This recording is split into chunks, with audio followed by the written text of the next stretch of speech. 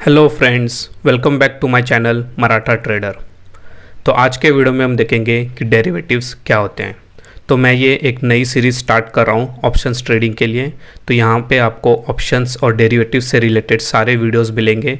इसके लिए मैं एक सेपरेट प्लेलिस्ट बनाऊँगा, तो आप मेरे यूट्यूब चैनल पर जाके इस प्लेलिस्ट को देख सकते हैं।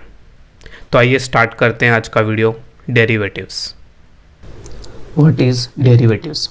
इस वीडियो में हम एक बहुत ही सिंपल से एग्जांपल के साथ समझेंगे कि डेरिवेटिव्स क्या होते हैं। फॉर एग्जांपल, एक फार्मर है जो कि वीट यानी गेहूं की खेती करते हैं।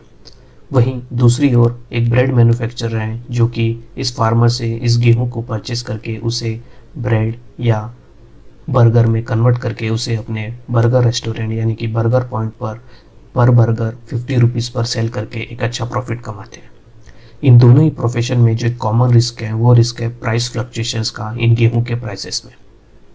अगर गेहूं के प्राइसेस मान लीजिए 3000 पर टन है और ब्रेड मैन्युफैक्चरर फार्मर से इस गेहूं को 3000 पर टन पर बाय करके उसे ब्रेड में कन्वर्ट करके उस बर्गर को अगर 50 रुपीज़ के कांस्टेंट प्राइस पर सेल करते हैं तो उन्हें अपने बर्गर के बिजनेस में काफ़ी अच्छा प्रॉफिट होता है। वहीं अगर गेहूं के प्राइसेस 3000 से 4000 पर टन अगर पहुंच जाए तो उन्हें ये सेम बर्गर 50 रुपीज़ के कांस्टेंट प्राइस पर बेचना काफ़ी मुश्किल हो जाता है। वहीं दूसरी ओर फार्मर के लिए ये रिस्क है कि वो अगर अपने गेहूं को 3000 पर टन के प्राइस से कम रुपीज़ में बेचे तो उन्हें लॉस हो सकता है।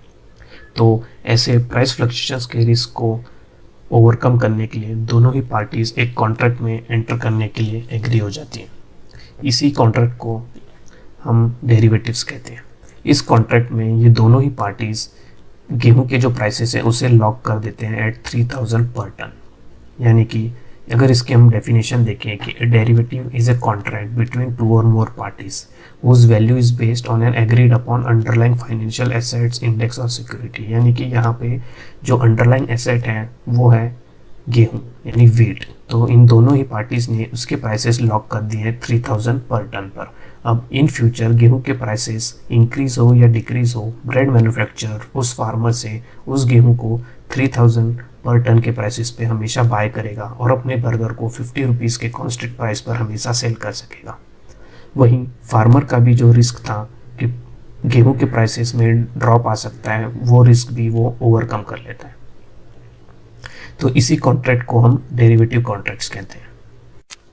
ये जो डेरिवेटिव कॉन्ट्रैक्ट है between farmer and bread manufacturer, इसमें जो प्राइस है वो पहले से ही डिसाइडेड है 3000 पर टन।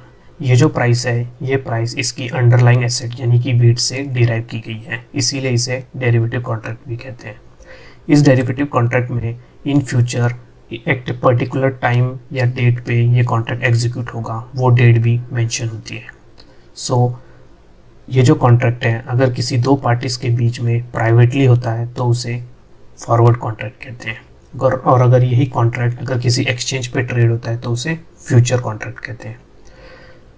तो फॉरवर्ड कॉन्ट्रैक्ट जो होता है वो स्टैंडर्डाइज नहीं होते क्योंकि ये दो पार्टीज़ के बीच में होते हैं और इसके टर्म्स स्टैंडर्डाइज नहीं होते। इसी प्रकार जो फ्यूचर्स कॉन्ट्रैक्ट्स होते हैं वो एक्सचेंज पे ट्रेड होने के कारण एक स्टैंडर्डाइज कॉन्ट्रैक्ट्स होते हैं और उसके टर्म्स एक स्टैंडर्डाइज फॉर्मेट में होते हैं।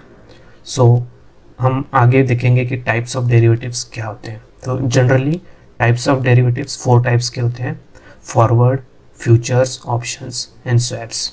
इन चारों को हम अपने आने वाले वीडियो में इन डिटेल में देखेंगे। Thank you.